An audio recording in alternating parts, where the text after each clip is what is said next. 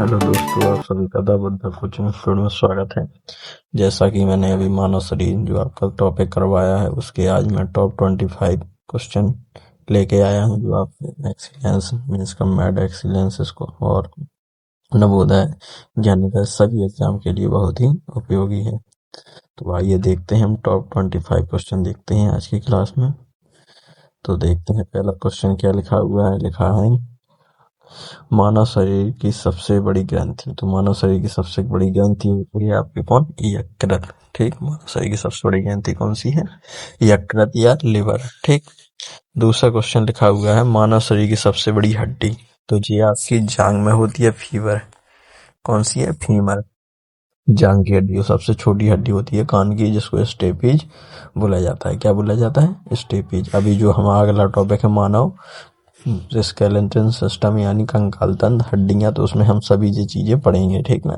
तो मैंने एक क्वेश्चन आपको उसमें ले भी दिए हड्डियों से, जिससे आपको अच्छे से समझ में आ सके। ठीक। तो अगला क्वेश्चन है मानव शरीर की सबसे छोटी हड्डी कौन सी है? अभी बताया मैंने कौन सी है? स्टेपीज। ठीक। कान में पाई जाती है। कहाँ पे पाई जाती है? कान में। इसका नाम क्या है? स्टेपीज। कह रहा है अगला क्वेश्चन, रक्त का लाल रंग किसके कारण होता है? तो रक्त का लाल रंग होता है हीमोग्लोबिन के कारण। किसके कारण?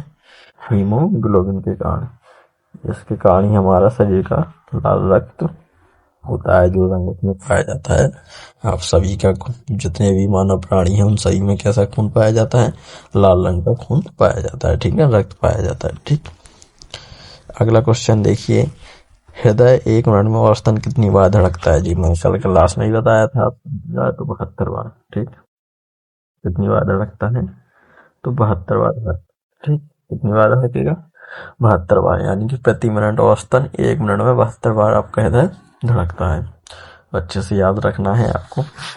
मैंने देखो रक्त से भी बताया था कि कितना रक्त पाया जाता है। तो मानव शरीर में रक्त की मात्रा, तो मानव शरीर में रक्त की मात्रा कितनी पाई जाती है? तो 5 से 6 लीटर। अगर पूछा जाए रक्त का छनना कहाँ पर छनता है, तो ये आपके किडनी में छनता है। वह छन छन के वो क्या करता है, वहां से जो आपका मूत्र होता है, यानी मूत्र यूरिन बोल सकते, तो वो भी कहाँ से? किडनी का काम ही है छानना। ठीक। तो वो वहां से छन के नीचे की ओर आता है। ठीक। तो इसलिए, और अगर पूछा जाए कि मूत्र का रंग पीला किसके कारण होता है, तो यूरोक्रोम के कारण होता है। किसके कारण होता है? यूरोक्रोम के कारण। ठीक। तो पीलापन, ठीक, आपको ध्यान रखना है पीलापन किसके कारण होता है? तो यूरोक्रोम के कारण होता है। मानव शरीर का तापमान कितना होता है? तो मानव शरीर का तापमान 37 डिग्री सेल्सियस, और फ़ारेनहाइट में पूछा जाए तो 98.6 डिग्री फ़ारेनहाइट होता है। ठीक। तो ये आपका फ़ारेनहाइट में होता है। तो मैंने अभी 7 क्वेश्चन आपके कवर कर लिए हैं। अब आगे चलते हैं, आपका 8वां क्वेश्चन देखते हैं। तो अगला पेज निकालते हैं हम। ठीक। तो अगले पेज पे चलते हैं। देखिए 8वां क्वेश्चन देखिए, पाचन की प्रक्रिया सबसे पहले कहाँ शुरू होती है? तो पाचन की प्रक्रिया सबसे पहले मुंह से स्टार्ट होती है। कहाँ से? जब हम खाना मुंह में लेंगे नहीं तो कहाँ से पाचन होगा? तो सबसे पहले हम मुंह में लेते हैं, फिर चबाते हैं, उसके बाद गले से जाता है, फिर आहार नाल में जाते हुए छोटी आंत बड़ी आंत से होते हुए फिर आपका बाहर निकलता है पाचन क्रिया के बाद। ठीक। तो इस प्रकार से आपका सबसे पहले पूछा जाएगा पाचन क्रिया सबसे पहले शुरू कहाँ होता है, तो ये आपका होता है मुंह में। ठीक, मुंह से। आइए देखते हैं, लिखा है अगला क्वेश्चन मैंने, भोजन का पाचन सबसे अधिक किस अंग में होता है? तो ये होता है छोटी आंत में। किसमें होता है? छोटी आंत में। सबसे अधिक समय तक भोजन ठहरता है आपका छोटी आंत में, जो आपकी सबसे बड़ी होती है। ठीक। छोटी आंत ये आपकी इस प्रकार से होती है, जैसे जी मैं बनाऊं, 1 मिनट रुकिए आप। तो जैसे मैं यहाँ पे लिख बनाता हूँ, तो ये ऐसे इस प्रकार से जो बनी रहती है, ये कहलाती है पूरे घुमाए आकार की छोटी छोटी ऐसे इस प्रकार से फिर नीचे की ओर आ जाती है, जी कहलाती है छोटी आंत। ठीक। लिखा है मानव शरीर में कुल कितनी हड्डियां पाई जाती है? तो मानव शरीर में कुल 206 हड्डियां पाई जाती हैं। कितनी पाई जाती हैं? 206। मैंने कल की क्लास में आपको बताया गया कि मानव शरीर में कितनी हड्डियां पाई जाती हैं, तो 206। अगर आपसे पूछा जाए तो वयस्क में पाई जाती है? किसमें पाई जाती है? वयस्क व्यक्ति में, वयस्क में। अगर पूछा जाए आपसे जो नवजात शिशु होते हैं, जिनका अभी अभी जन्म हुआ हो हाल ही में, नवजात, तो नवजात शिशु में पाई जाती हैं आपकी कितनी, तो लगभग 300, सॉरी 300 कितनी पाई जाती है, लगभग 300 हड्डियां पाई जाती हैं, ठीक। क्योंकि वो छोटे बच्चों में हड्डियां अलग अलग टूटी हुई मतलब रहती हैं, फिर जैसे ही जैसे शरीर का विकास होता है तो हड्डियां जुड़ना स्टार्ट कर देती हैं, इसलिए छोटे बच्चों को उठाते वक्त बहुत ही नाजुक लगते हैं, बाला की तरह ही रहते हैं जैसे। इसलिए मम्मी पापा के या दादा दादी के मुंह से आपने सुना भी होगा कि उसको हाथों के बल मत उठाओ या उसको एक हाथ से मत भीगना, तो ये इसलिए बोला जाता था क्योंकि उनकी हड्डियां अभी विकसित नहीं थी, शायद वो हाथ वहां से उखड़ भी सकता है, इसलिए बोला जाता था बचपन में हमसे, इसलिए, ठीक। तो आप समझ गए होंगे कि 300 हड्डियां होती हैं, फिर जैसे ही जैसे उनका विकास होता है तो उनमें भी कितनी होंगी, 206 हड्डियां होंगी, ठीक। तो अब दांत देख लेते हैं, क्वेश्चन आगे मिलेगा, ठीक। मैं आपको फिर बता देता हूँ दांत। तो मानव शरीर में वयस्क व्यक्तियों में कितने दांत पाए जाते हैं, तो 32 दांत पाए जाते हैं, कितने पाए जाते हैं, 32, ठीक। अब दूध के दांत कितने होते हैं, तो दूध के दांत होते हैं आपके 20, कितने होते हैं, दूध के दांत हो पूछेगा तो आपके दूध के, तो दूध के होते हैं 20 जो बच्चों में पाए जाते हैं, ठीक।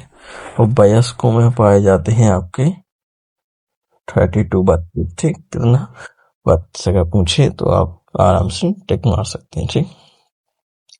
अगला लिखा हुआ है आपको फेफड़े, तो फेफड़ों की संख्या कितनी है, तो फेफड़ों की संख्या है आपकी, फेफड़ों की संख्या 2 होती है, ठीक।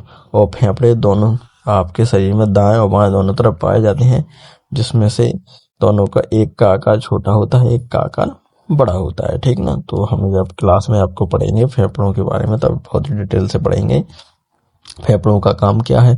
तो फेफड़ों का काम है आपके क्या करेगा, वो आपको ऑक्सीजन यानी कि ऑक्सीजन को ग्रहण करने का, सांस लेने का काम करता है फेफड़े, ठीक। तो फेफड़े, तो हम सांस कहाँ से लेते हैं, मुंह से, नाक से सांस लेते हैं, तो फेफड़ों का काम है और जो सांस अपन हम लोग लेते हैं ऑक्सीजन ग्रहण करते हैं, पेड़ पौधे CO2 ग्रहण करते हैं, तो पेड़ पौधों से जो हमें ऑक्सीजन मिलती है, पेड़ पौधे ऑक्सीजन छोड़ते हैं और हम यानी मानव सभी क्या करते हैं, ऑक्सीजन को ग्रहण करते हैं, ठीक। तो जो हम गैस ग्रहण करते हैं, तो वायुमंडल में मैंने कल भी बताया था आपको कि सिर्फ ऑक्सीजन गैस थोड़ी है, तो बहुत सारी गैसें, ऑक्सीजन भी है, कार्बन डाइऑक्साइड भी है, नाइट्रोजन भी है, हीलियम भी है, नियॉन भी है।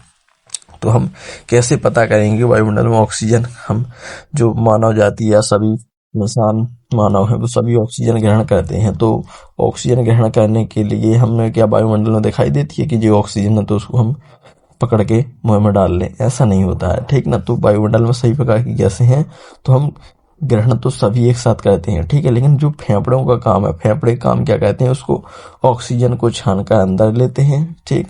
फिर जो अवशिष्ट गैसें होती हैं जैसे CO2, कार्बन मोनोऑक्साइड और भी गैसें हैं, तो उनको वो क्या करता है, छान कर बाहर निकालता है, तो इसलिए ऑक्सीजन को जमा करता है और CO2 को बाहर निकालता है, ठीक। तो इस प्रकार से फेफड़ों का काम होता है ऑक्सीजन या गैसों को छानना, ठीक। आइए देखते हैं 12वां क्वेश्चन क्या है, श्वसन की क्रिया में कौन सी गैस ली जाती है। अब यही मैंने बताया है कि कौन सी गैस अपन ग्रहण करते हैं, मानव व्यक्ति, मानव जाति सभी लोग, आप लोग या हम सभी बोल सकते, सभी लोग कौन सी गैस ग्रहण करते हैं, तो ऑक्सीजन, सभी मानव ऑक्सीजन ग्रहण करते हैं, ठीक।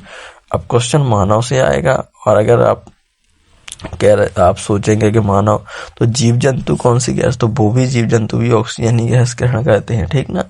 कौन सी, ऑक्सीजन, ठीक। पेड़ पौधे सभी जितने होते हैं वो CO2 गैस ग्रहण करते हैं, O2 छोड़ते हैं, बाकी सभी जीव जंतु मानव प्रजाति सभी लोग ऑक्सीजन गैस ही ग्रहण करते हैं। तो ऑक्सीजन की मात्रा मैंने बताई थी आपको कल क्लास में कि जो वायुमंडल में 21% है, कितनी है, 21% पाई जाती है वायुमंडल में, ठीक।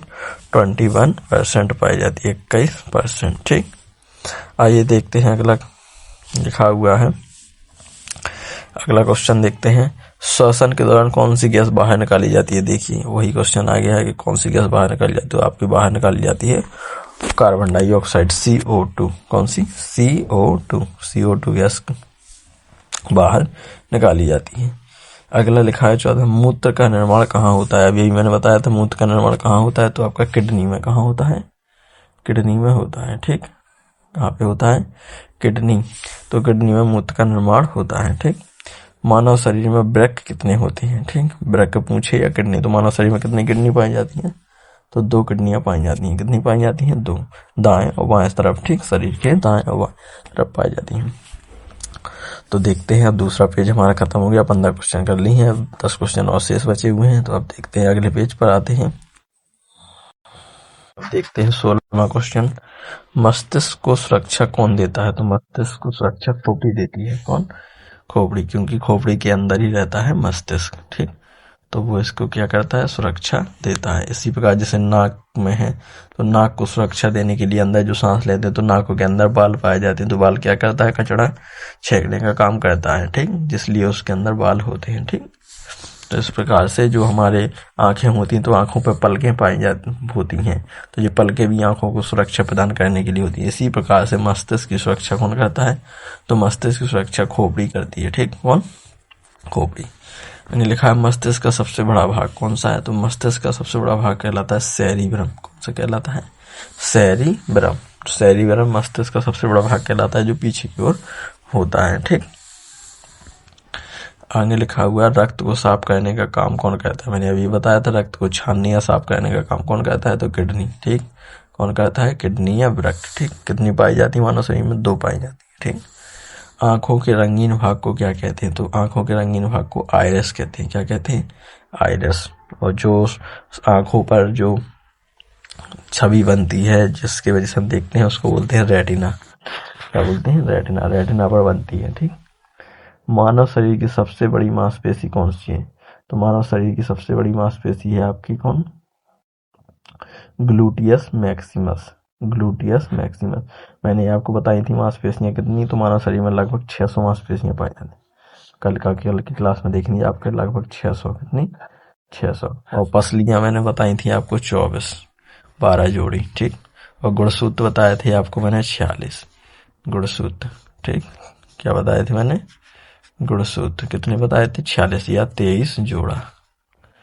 ठीक, देखते हैं अगला, शरीर में पसीना किस ग्रंथि से निकलता है? तो जी निकलता है आपका श्वेत ग्रंथि से। स्वीट ग्रंथि बोलते हैं इसको। ठीक, स्वीट मतलब पसीना, पसीने की ग्रंथि बोलते हैं श्वेत ग्रंथि। स्वीट ग्रंथि बोला जाता है इसको। क्या बोला जाता है? स्वीट ग्लैंड या श्वेत ग्रंथि। ठीक, तो इस प्रकार से हमने 21 क्वेश्चन कर लिए हैं। अब अगला पेज पे आते हैं, आपको लास्ट पेज बचा हुआ है, तो उसको भी कवर करते हैं। तो आ गए हम 22वें क्वेश्चन देखते हैं, रक्त का थक्का बनने में कौन सा तत्व सहायक है? तो जो प्लेटलेट्स।